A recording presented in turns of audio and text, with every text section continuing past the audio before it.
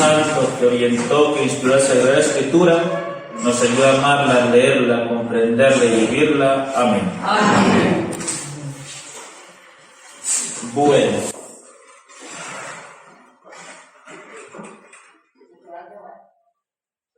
Hemos visto, bueno,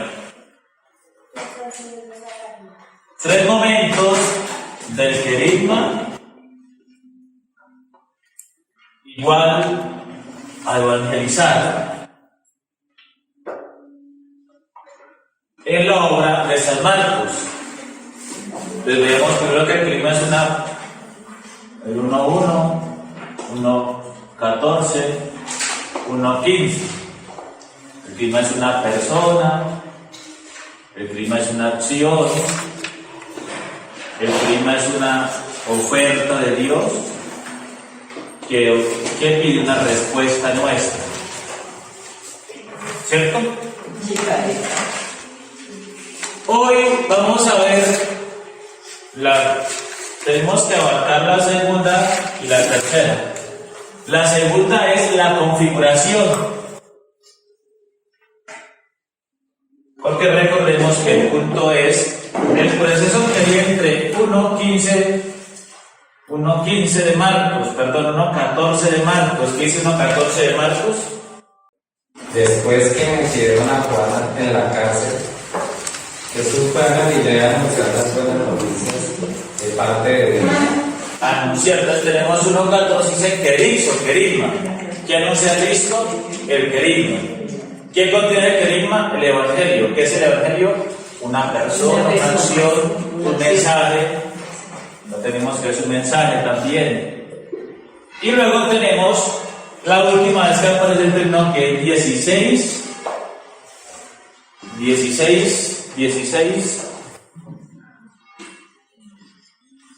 20, Marcos 16:20. Vamos a Marcos 16:20, perdón, 16:15. ¿Qué dice Marcos 16:15? Y les digo, vayan por todo el mundo y anuncien a todos la buena noticia. Entonces tenemos que del 1:14 al 16:15 hay un proceso configurativo del querigma. Entonces vamos a darnos cuenta hoy en la configuración.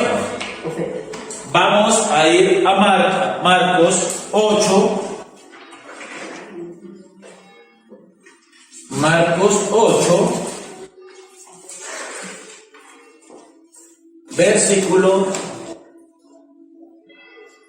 35. 8:35 y 10:29.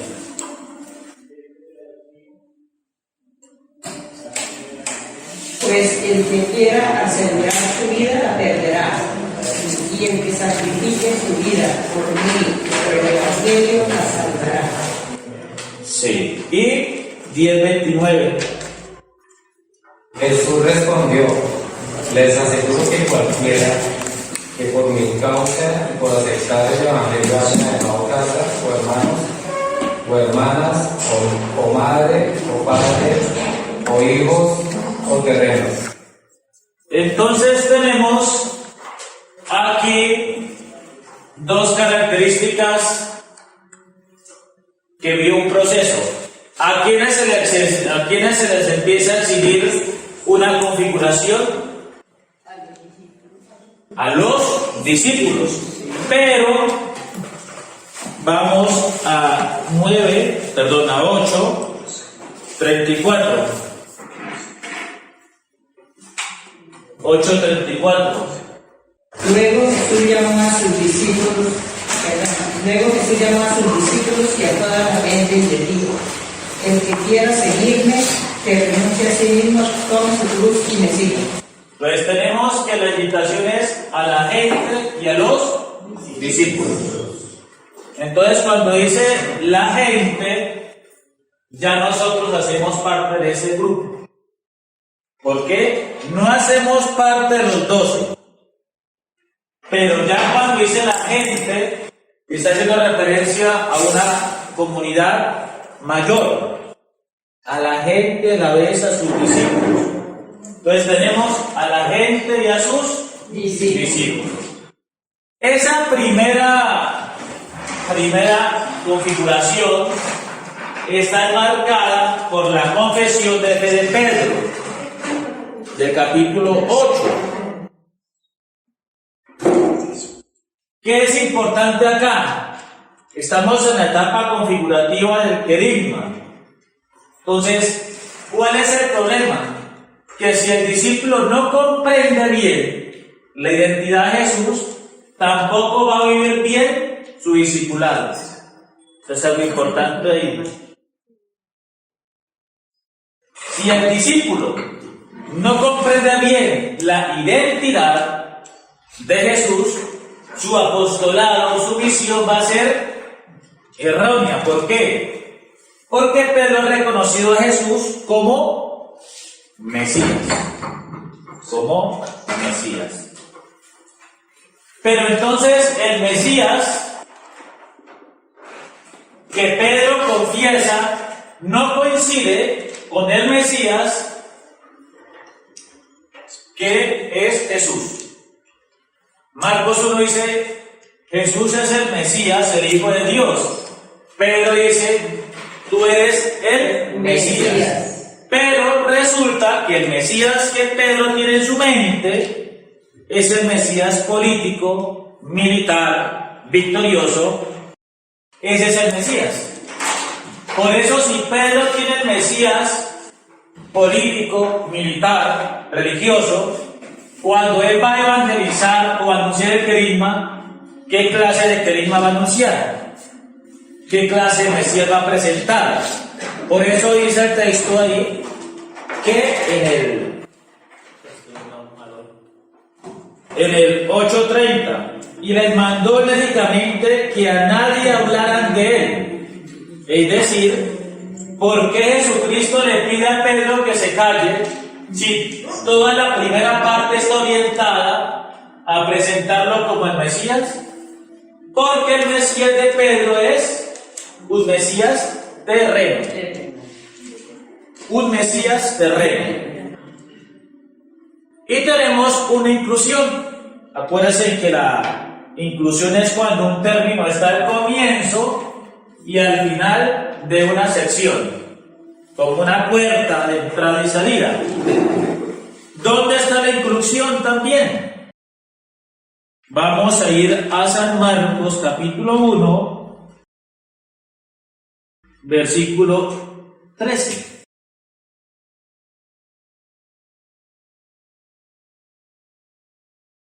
Y permaneció en el desierto 40 días siendo tentado por Satanás. Estaba entre los animales del campo y los ángeles le servían. Ahí aparece un personaje que es... ¿Qué personaje aparece ahí? Satanás. Atentos con el nombre, Satanás. 1:13, Satanás. 8.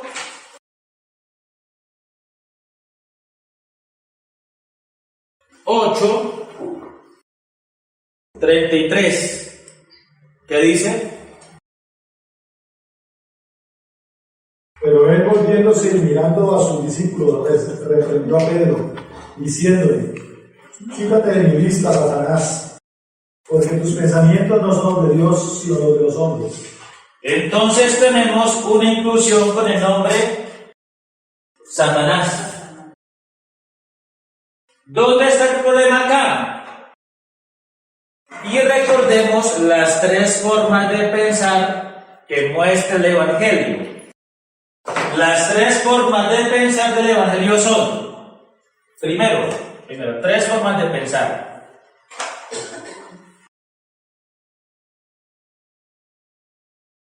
Primero está la forma de pensar de Jesús. Y el paradigma de la forma de pensar de Jesús es la oración de Getsemaní. ¿Que dice cómo? Falta de mí en caras, pero no es lo que yo quiero decir. Exacto. Cuando ustedes van a Getsemaní, capítulo 14, 36 dice, 14:36, decía, Abba, Padre, todo es posible para ti, aparta de mí esta copa, pero no sea lo que yo quiero, sino lo que quieres tú. Por tanto, la acción de Jesús está orientada en la voluntad de Dios.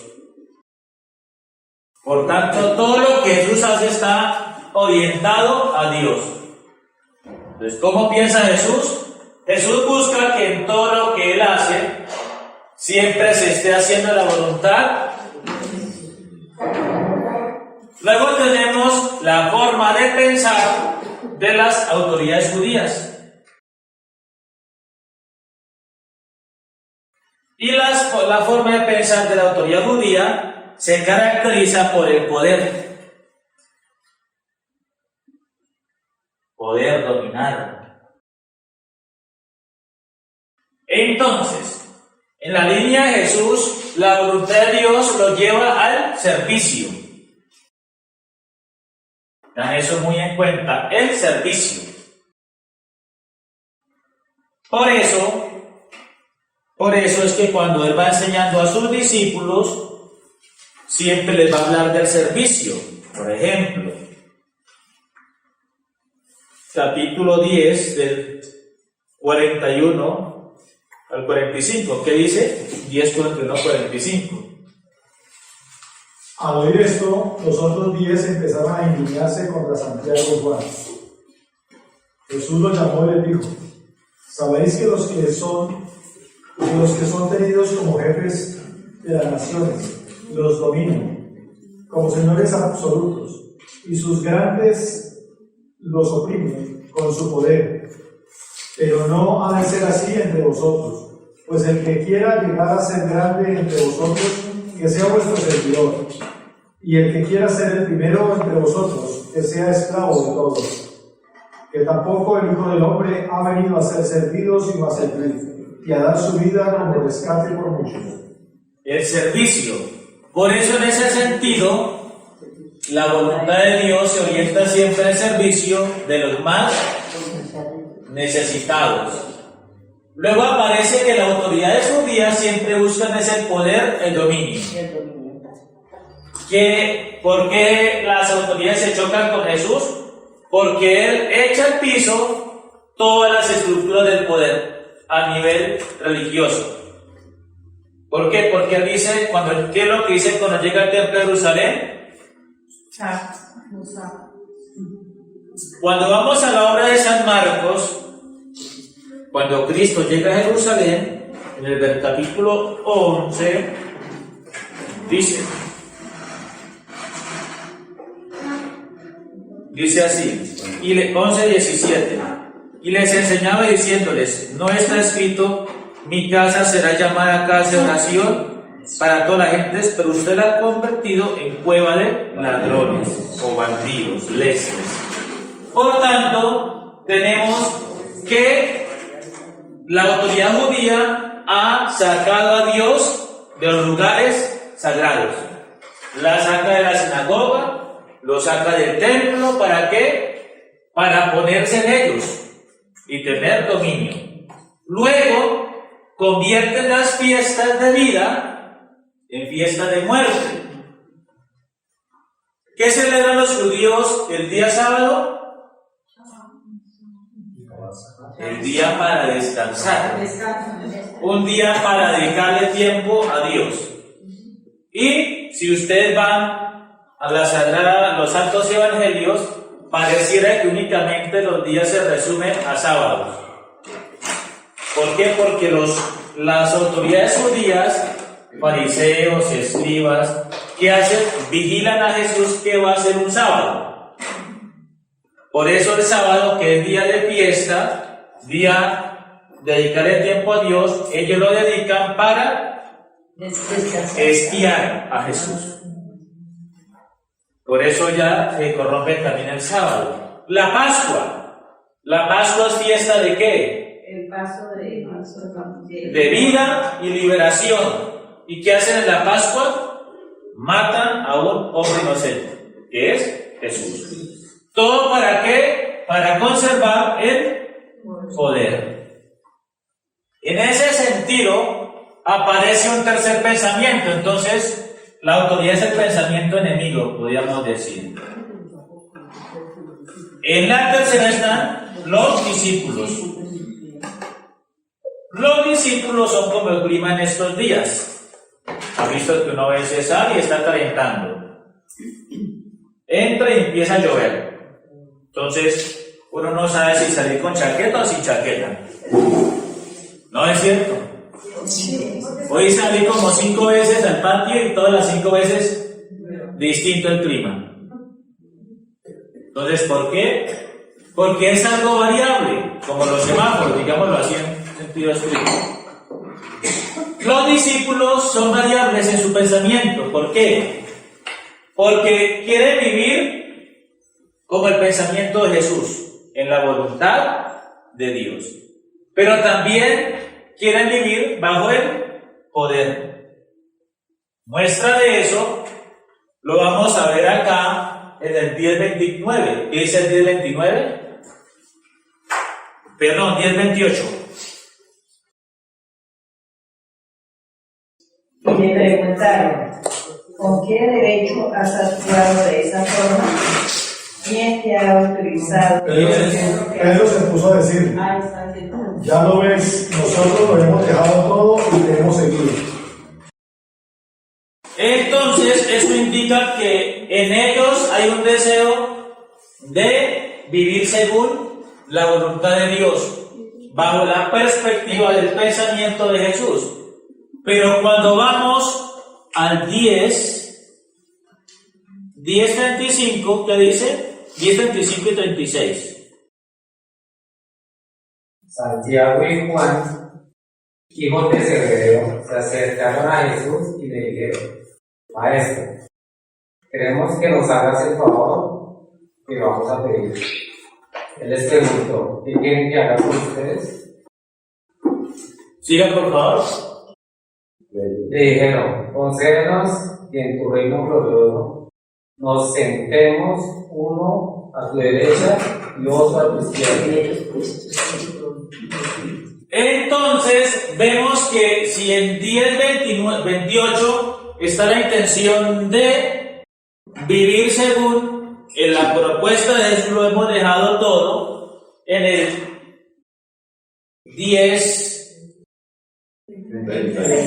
y siguientes dicen: queremos los primeros puestos. Y si nosotros vamos un poquito atrás en el Evangelio, ¿quiénes eran los que querían los primeros puestos? Los fariseos y los escribas son los que querían los primeros puestos. Entonces ahí aparece que el discípulo quiere, por un lado, vivir según los lineamientos del reino de Dios, pero a su vez bajo las categorías del fariseo, del escriba. Entonces, ¿qué busca Jesús? Que el discípulo asuma la forma de pensar de él.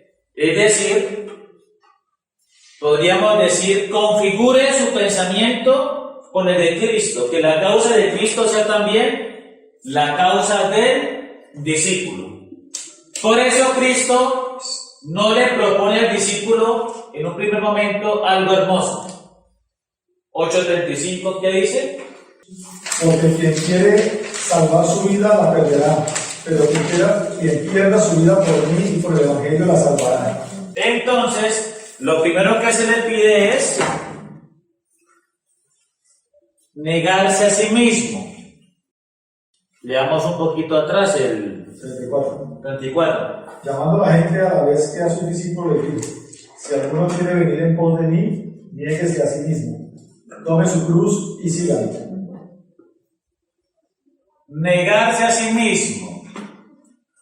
Negarse a sí mismo. Vamos a mirar si aparece un personaje menor por ahí que hable de negarse a sí mismo. Entonces estamos en el capítulo 8. En el 9 tenemos transfiguración, ¿cierto? Entonces, tenemos después en el 9:14 el muchacho epiléptico. El muchacho epiléptico. Y ahí aparece una frase importante. Es que el muchacho, recordemos, ahí aparecen los padres del Evangelio de Marcos. Que recordemos que teníamos los 4 padres, ¿no? La Sirofenicia, la Herodías, el Jairo y la Sirofenicia y el endemoniado. El padre de aquí reconoce su incapacidad, su limitación. Los discípulos también reconocen que no saben por qué no pueden expulsar ese demonio. No saben por qué no pueden expulsarlo. Y entonces, ¿dónde aparece eso? Porque el discípulo quiere expulsar el demonio con sus únicas fuerzas. Es decir, el discípulo quiere sacar el demonio con sus fuerzas humanas.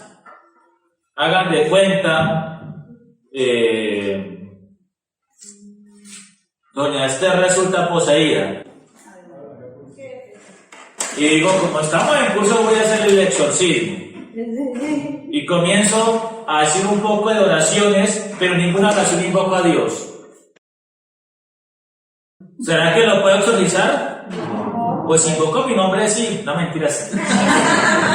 No puedo. ¿Por qué? Porque estoy haciendo algo únicamente confiando en mí mismo. Es decir, negarse a sí mismo es dejar de confiar en mí. Por eso asume la categoría de cruz. El que quiera, llamando a la gente, la vez a sus discípulos, dijo, si alguien quiere venir después de mí, niéguese a sí mismo, tome su cruz y síganme. Negarse a sí mismo, tomando la cruz. ¿Qué se pone de paradigma? Una cruz. Y entonces, ¿qué significa esa cruz ahí? La cruz es el distintivo del Mesías. Y entonces el Mesías con la cruz propone lo que llamamos ahorita servicio, entrega. La cruz a la vez demuestra 2 cosas: lo que es capaz de hacer Dios por nosotros, y es ofrecerse por salvarnos. Y a la vez nos muestra un lado negativo: la crueldad del ser humano, lo que es capaz de hacer el ser humano por el poder. Entonces, eso es lo que significa el estado de configuración, que el discípulo rompa el esquema en que vive. Por eso en el capítulo 8 teníamos el ciego de Betsaida, ¿se acuerdan? Donde veíamos cómo lo primero que hace Jesús es sacar al ciego de... ¿dónde? De la aldea. De la aldea. Vamos a 8:26. Entonces Jesús lo mandó a su casa y le dijo: no vuelvas al pueblo. ¿Qué notan ahí? Que aquel hombre estaba ciego porque vivía permanentemente en un contexto ajeno a su hogar. Por eso dice, y le envió a su casa. ¿De dónde lo saca? Del pueblo. Es como si el hombre estuviera anclado en el pueblo. ¿Y qué le hace Jesús? Lo restaura para que vuelva a su casa. Piensa en la categoría del hijo pródigo. ¿Dónde está el hijo pródigo? Lejos de su casa. ¿Qué hace la conversión? Que el hijo regrese a su casa. ¿Cómo vive el hombre ciego? En un contexto que le impedía ver las cosas como son. Esa es la configuración, ver las cosas en la perspectiva de Jesús. Si nosotros como discípulos, como misioneros, no podemos ver las cosas en la perspectiva de Jesús, no podremos hacer misión. No podremos hacer misión. Y tengan siempre como punto de referencia también, eso ya nos podemos ir al pensamiento del Antiguo Testamento en la vocación de Moisés. ¿Qué es lo que tiene que hacer Moisés? Ver todo desde la perspectiva de Yahvé. ¿Por qué? ¿Por qué Moisés rechaza la llamada de Dios? ¿Cuántas veces la rechaza? 5. ¿Cuál es la primera? ¿Se acuerdan?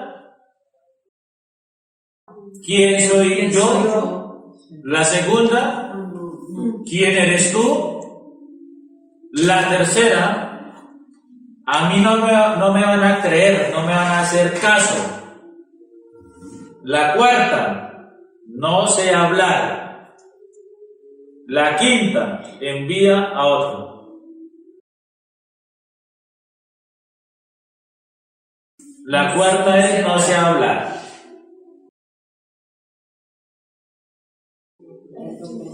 Y la quinta, envía a otro.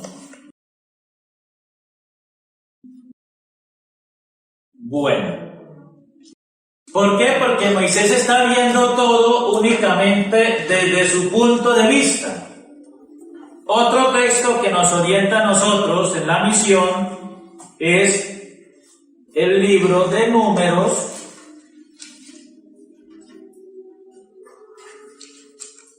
Números 13 y 14, que es la rebelión. Primero en el capítulo 13 de Números tenemos la exploración a Canaán y el capítulo 14 la rebelión de Israel. ¿Por qué? Porque el explorador dice, oiga, allá hay cosas muy elegantes, hay leche y miel efectivamente, pero hay personas mucho más grandes que nosotros, que nos pueden derrotar, que nos pueden fácilmente aplastar. Mejor nos devolvemos. Ese es el pensamiento. Y se rebelan contra Dios, ¿por qué? Porque dicen, mejor nos hemos quedado allá. ¿Dónde está el problema? Que los hebreos están pensando en conquistar la Tierra Santa. Y recuerden que la Tierra Santa no se conquista, sino que es un don de Dios. Es decir, el pueblo la conquista con la acción de Dios, no la conquista con la fuerza humana. Entonces, bajo esa categoría es que podemos estar fallando en la misión. ¿Por qué? Porque vamos no pensando en la acción de Cristo, sino pensando en mi capacidad. Yo puedo, yo soy capaz, tengo experiencia, todo eso. Un ejemplo. Eso es como cuando uno va a misa, tiene uno que presidir alguna misa, y uno dice, yo sé que era el evangelio, no voy a preparar nada. O uno se siente tan preparado que yo no preparo nada. Y sale uno confiado, y que uno hace la embarra terriblemente. En cambio, recuerden no recuerdo el santo, San Juan Crisóstomo como que era, si no estoy mal, que es el gran predicador, le llamaba Boca de Oro por las enseñanzas que daba. Y un día él, pues como que trató de llenarse de orgullo, dijo, no me puede pasar, más bien voy a sentarme toda la tarde a pasármela orando para que no se me suba el orgullo a la cabeza. Y predicó, y la gente dijo, hoy predicó mejor que nunca. Y dijo, es que hoy predicó Cristo, antes era predicado, era yo. Entonces, eso hacemos nosotros cuando confiamos únicamente en nuestra capacidad humana. Yo puedo, yo soy capaz. Otro ejemplo para esto, el niño David y el veterano Goliat. Disculpe, padre, ¿está en el libro Números qué capítulos? 13 y 14. Luego entonces, el 8:35 es yo que soy capaz de asumir por el Evangelio. ¿Qué categoría asumo en mi vida por el Evangelio? ¿Qué categoría? ¿Y cuál representa a Cristo? La cruz. La categoría es la cruz. ¿Qué soy capaz yo de afrontar, de enfrentar por el Evangelio? Si esta primera parte se ha vivido bien, acá decimos, Cristo pone como punto máximo la muerte. ¿Qué vamos a ver en el capítulo 14 de Marcos? ¿Qué pasa en Marcos 14? Esto se va al piso. ¿Por qué? Nadie se niega a sí mismo. Todos huyen, todos se escapan. ¿Por qué? Porque a la hora de la verdad no se han configurado con el Evangelio. 10:29, ¿qué dice? Y Jesús contestó, en verdad les digo, ninguno que haya dejado casa, hermanos, hermanas, madre, padre, hijos o campos por mi causa y por el Evangelio, quedarán sin recompensa. Entonces se nos antecede el contexto y es el peligro de las riquezas. Porque en Marcos 10:17 a Marcos 10:27 tenemos una catequesis y un personaje menor. En el 10:17 tenemos el hombre rico. En el 10:23 el peligro de las riquezas. Y recordemos entonces que en ese contexto Pedro dice, lo hemos dejado todo y te hemos seguido. Lo hemos dejado todo. Pero atentos, el dejar todo de Pedro es algo externo. Entonces, ahí aparece la segunda característica. Y es, ¿yo qué sacrificios o qué soy capaz de dejar por el Evangelio? ¿Yo qué soy capaz de hacer por el Evangelio? ¿A qué soy capaz de renunciar? Va a sonar feo, pero ¿qué tal yo iba a predicar en misión y resulta que como voy para otra parte que no me conoce y yo donde soy borracho, soy chismoso, soy mentiroso, voy a bregar qué saco? Entonces, a la verdad, no he renunciado a nada. Antes todo lo contrario, utilizo el Evangelio para enriquecerme a sí mismo. Por eso Pedro, lo hemos dejado todo. Por eso, antes del Evangelio retomar el término que he dicho, hay un proceso configurativo. Si el misionero no se ha configurado con Cristo realmente, ¿qué clase de misión va a ser? Va a ser un Kérix. El que lee el decreto, el que lee la noticia, el que lee el informe, pero que está ausente de Cristo. ¿Claros ahí? Sí, claro. Acá en estos dos versos está preso la transfiguración del discípulo. Luego, nos adelantamos ya para poder ahora sí finalizar hoy. Vamos a ver que a partir de 10:29 al término evangelio se le añade ahora sí el querixo, que es proclamar, anunciar. ¿Por qué? Porque se supone que ya el discípulo ha vivido todo este proceso. Ahora sí lo puede anunciar. ¿Dónde aparece eso?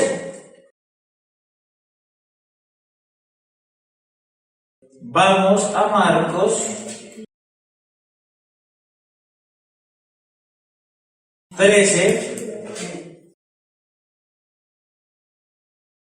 13:10, Marcos 13:10, Marcos 14:9. Pero es preciso que antes sea proclamada la buena nueva a todos los pueblos. A todos los pueblos. 14:9. Les aseguro que donde se predique el Evangelio, en todo el mundo se hablará también de lo que está hecho para recuerdo suyo. 16:15.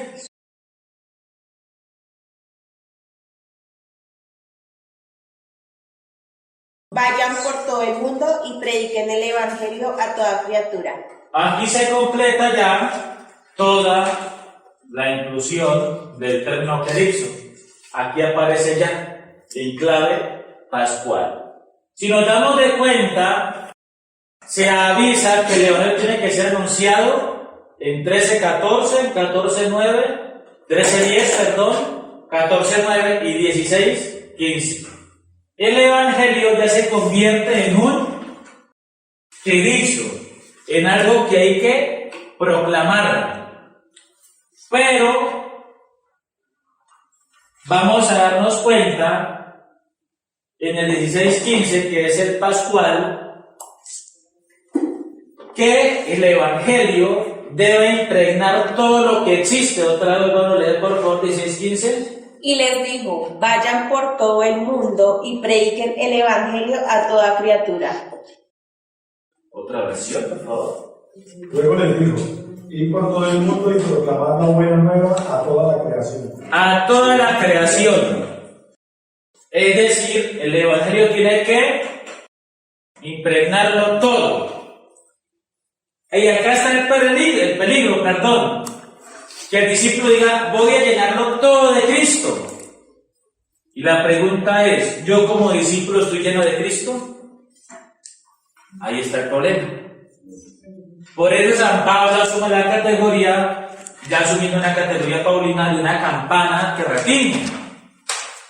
Es decir, no sirve de nada si esa campana carece de amor. Nosotros como discípulos, como misioneros, si no asumimos a Cristo en nuestras vidas, seremos copleros de Cristo, juglares de Cristo. Se me olvidó otro término. Copleros, juglares,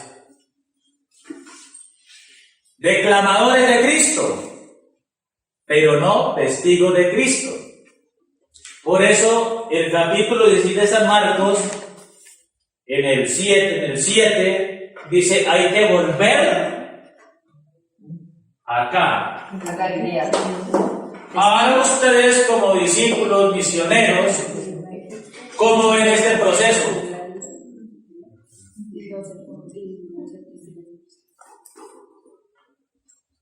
Marcos 1, ¿qué? ¿Ah? Marcos 1, ¿qué? No. Así que ve. Entonces, tenemos ese gran problemita. Por eso, vamos a darnos cuenta que podríamos decir que estos 3 momentos corresponden en San Marcos a 3 llamadas. La primera, que abarca estos 3 versículos, es Cristo llama a sus discípulos orientados al reino de Dios. Porque si ustedes van al 1:14, dice el reino de Dios está cerca. Por tanto, la primera llamada está orientada al reino de Dios. Y hasta ahí, como hemos visto, todo es bonito. ¿Por qué? Porque hay milagros.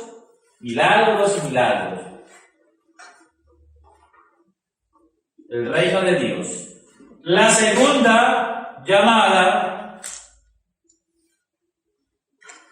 no la llamemos segunda llamada, renovación de la primera llamada, que aparece casualmente claramente acá, el que quiera ser mi discípulo, tome su cruz y sígame. Esta se caracteriza por la Pascua. Pero en un primer momento una Pascua que presenta la cruz. Es decir, la renovación de la llamada tiene como horizonte la pasión de Cristo.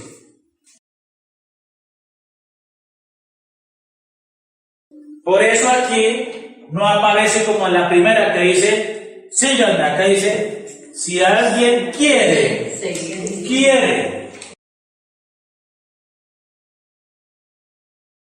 Por eso el discipulado no es una carga, es una propuesta. Si alguien quiere.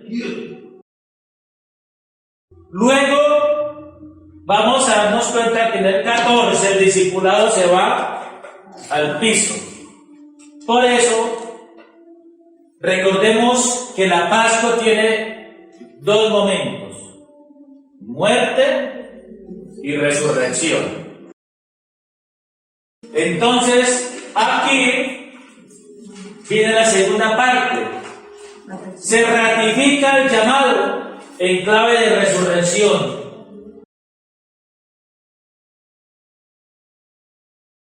Entonces, el llamado es 3 veces para los mismos. Para los mismos. No importa los fallos, no importan los errores que busca Jesucristo, que el discípulo se restaure, se arregle, se reconfigure, cambie el paradigma. Por eso, la tercera llamada está orientada en perspectiva pascual de resurrección. Y digo las 3 llamadas, pero es una única llamada en 3 momentos. Cuando más se sentía perdido el discípulo, Cristo lo vuelve a llamar. 16:7. Y, sin embargo, a decir a sus discípulos y a Pedro, que irá delante de vosotros a Galilea, allí lo veréis como os dijo. Volver a Galilea. Y recordemos que alguna vez se compartía que se resalta mucho a Pedro. Porque a partir del 8:35, ustedes se van a dar cuenta que Pedro siempre va a estar hablando y siempre va a estar cometiendo errores. 9:5, vamos a ver a Pedro hablar. 9:5. Pedro tomó la palabra y dijo a Jesús: Maestro, qué bueno que estemos aquí. Levantemos 3 chozas, una para ti, otra para Moisés y otra para Elías. ¿Y qué quiere hacer Pedro? Retener a Jesús. Perdón, se me faltó un versículo 8:32 de Marcos. Porque es el punto de partida de los errores de Pedro. Jesús hablaba de esto con mucha seguridad. Pedro pues lo llevó aparte y comenzó a reprenderlo. Entonces tenemos ahí que en el 8:32 comienza Pedro a aparecer ya de forma individual. Y pareciera que siempre que le habla a Jesús, Pedro le dice: yo quiero esto, yo sí estoy haciendo las cosas bien. Ahí sí 9:5, que es el que decíamos allá en el monte de la transfiguración. ¿Por qué? ¿Qué quiere hacer Pedro? Retener a Jesús. Y recordemos que construir esas tiendas, le dice Pedro a Jesús: yo le ofrezco seguridad a usted. Yo le ofrezco seguridad a usted. Y por eso es que baja la nube, diciéndole, recordemos que la nube es la presencia de Dios. Si vamos al Éxodo, en el monte Sinaí está la nube. Cuando el pueblo anda va la nube. Cuando se construye el tabernáculo, la tienda de encuentro, ahí está la nube. Cuando se construye el templo, ahí está la nube. La nube es la fuerza de Dios que protege. Es tanto el miedo de Pedro que lleva a decirle a Jesús: yo soy capaz de protegerlo. como querer comprar un carro fino con 10.000 pesos. Segundo, 10:28.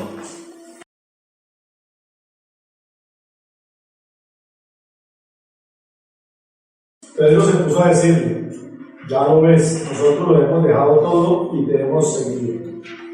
Ahí aparece un Pedro que se siente ya confiado. ¿Por qué? Porque él dice, mi discipulado es perfecto. Porque dice, lo hemos dejado todo. Externamente sí, pero internamente no. 14:37. No, perdón. No es 37, espera que no es 37. Ese es 24. Así está. 24:37. 14, No, pero 24. Y les dijo, esta es mi sangre de la alianza que es derramada por vos. Tampoco se No, 14:24 y Y les dijo, esto es mi sangre, la sangre de la alianza que será derramada por una... entonces es 29.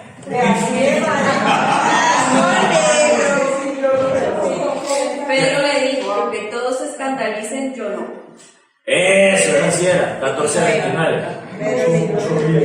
Es que no sabía si era un 4 o un 9. Entonces, ahí se resalta que Pedro se atreve a decirle a Jesús, usted está equivocado. Vamos a ver contigo ese texto. El texto que cita Jesús, atento, recordemos que Jesucristo cita pocas veces el Antiguo Testamento textualmente. Aquí cita textualmente al texto de Zacarías 13:17, por favor. Zacarías 13:17. Debe ser 13:7, padre. Sí, 13:7.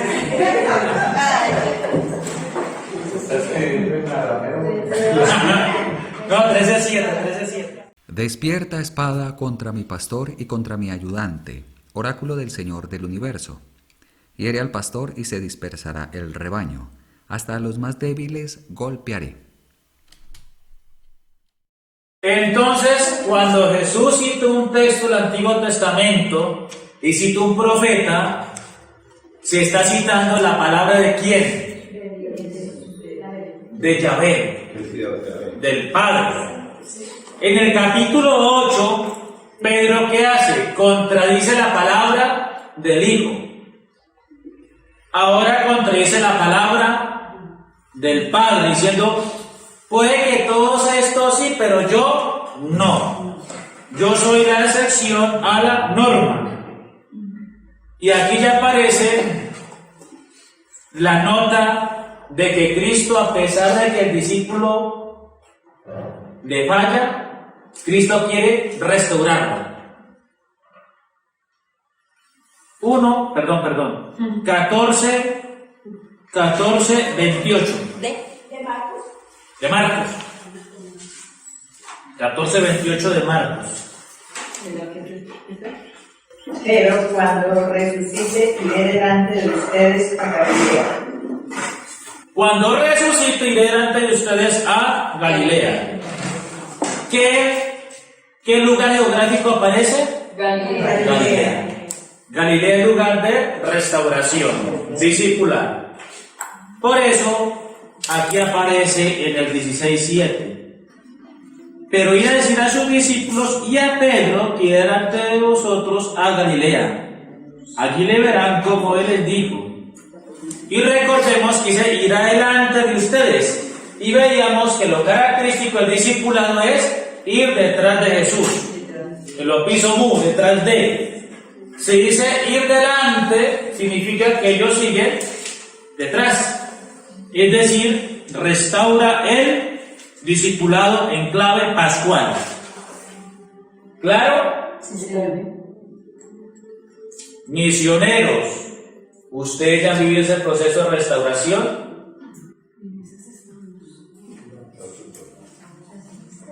En esas estamos.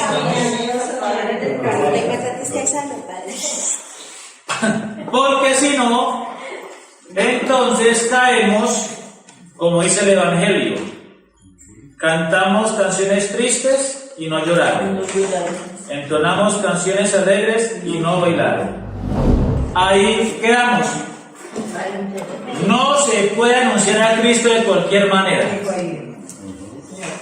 Por eso recuerden el secreto mesiánico. Se callan los demonios, se callan los que él curó y calla el propio discípulo. Porque el demonio confiesa a Cristo, pero no cree en Cristo, ni nunca se va a convertir a Cristo, perdón. El demonio no tiene que creer porque tiene certeza en Cristo. El demonio nunca se va a convertir a Cristo. El enfermo que ha sanado, ¿qué hace? Ese hombre hace milagros, no sirve. Pedro y los discípulos, ese es el Mesías victorioso, no sirve. El Mesías, el que es capaz de anunciar el Mesías, a Cristo como Mesías, es el que comprende a Cristo desde la cruz. Por eso la confesión de fe mayor está en la cruz. ¿Listos? Bueno, entonces, confiando en Dios, si Él lo permite,